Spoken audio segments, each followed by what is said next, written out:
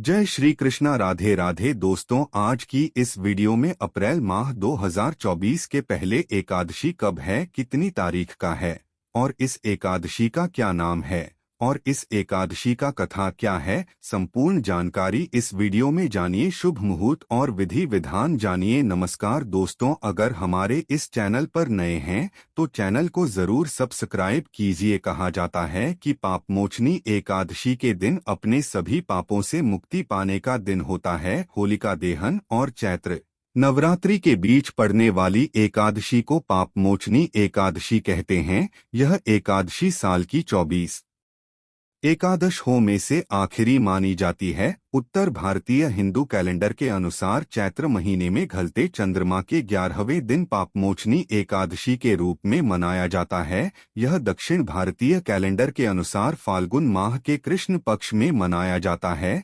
लेकिन यह दोनों कैलेंडर में एक ही दिन पड़ता है। पाप और मोचनी दो शब्द पाप मोचनी शब्द का निर्माण करते हैं। पूर्व का अर्थ पाप और बाद का अर्थ पाप का निकालने वाला है। पापमोचनी एकादशी का व्रत करना बहुत शुभ माना जाता है और इसका पालन करने वाले भक्तों के सभी पाप क्षमा हो जाते हैं। इस एकादशी पर भगवान विष्णु की पूजा की जाती है। अब जाने पापमोचनी एकादशी तिथि और समय। पापमोचनी एकादशी शुक्रवार 4 अप्रैल 2024 को पड़ रही है। अब जाने पापमोचनी एकादशी का समय। एकादशी तिथि प्रारंभ 4 अप्रैल 2024 को शाम 4:14 बजे। एकादशी तिथि समाप्त 5 अप्रैल 2024 को दोपहर 1:28 बजे। पापमोचनी एकादशी के लिए उपवास अनुष्ठान। मोचनी एकादशी के दिन भक्त पूरे दिन का उपवास रखते हैं। वे भगवान विष्णु से प्रार्थना करते हैं, मंत्रों का जाप करते हैं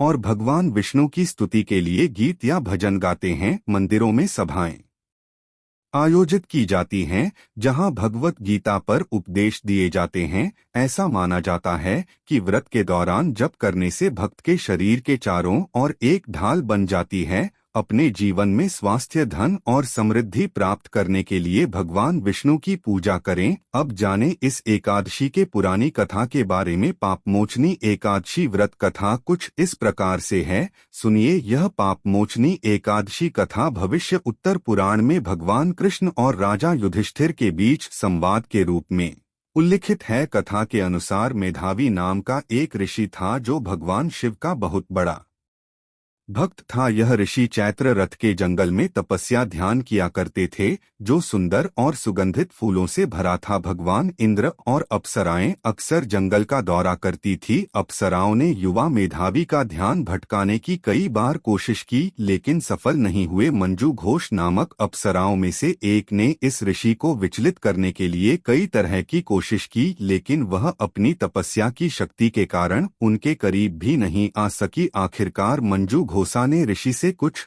मील दूर एक तंबू बनाने का फैसला किया और फिर गाना शुरू कर दिया, जिससे कामदेव भी उत्साहित हो गए। मंजू घोषा ने जब भी ऋषि के युवा और आकर्षक शरीर को देखा, वह काम से व्याकुल हो उठी। अंत में मनंगे के करीब पहुंचने में कामयाब रहा और उसे गले लगा लिया, जिससे ऋषि की तपस्या टूट गई। उसके बाद ऋषि खुद को पूरी तरह से मंजू घोष के आकर्षण में खो गया और फंस गया। उसने तुरंत अपनी पवित्रता खो दी। वह दिन और रात का फर्क भी भूल गया। मेधावी ने ऋषि को 57 साल तक अपने आकर्षण में फंसाए रखा, जिसके बाद उन्होंने उसमें रुचि खो दी और छोड़ने का फैसला किया। जब उसने मेधावी को जाने की इच्छा के बारे में बताया तो ऋषि होश में आए और महसूस किया कि कैसे अप्सरा ने उन्हें 57 साल तक फंसा रखा था। इसने मेधावी को क्रोधित कर दिया और मंजू घोषा को सबसे बदसूरत महिला में बदलने का शाप दिया। क्रोधित होकर ऋषि ने अप्सरा को कुरूप डायन बनने का श्राप दे दिया। बहुत दुखी होकर मेधावी अपने पिता ऋषि च्यवन के आश्रम में वापस गई